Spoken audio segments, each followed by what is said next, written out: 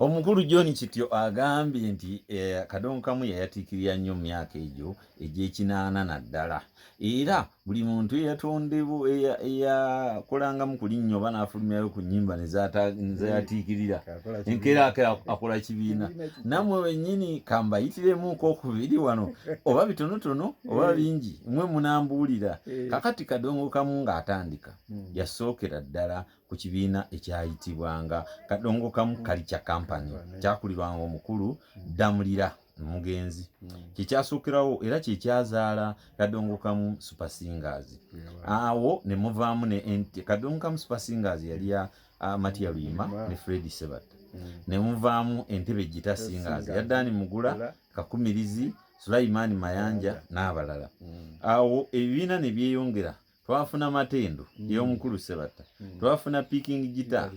Festo Kasajja yali nannyiniyo naye nga mwalimu Bamukaabya, Bunjo, twafuna Lukwata. Twababuulidde nti Lukwata yali yaba olwo Bakatende beekutudde ku Super Singers mu Katende ate Kasozi olwo yavaawa Kasozi mu Picking yava mu Picking ye yakole era erinnya lyali liri erya Lukwata erya Picking n'aliguza buguza Kasajja.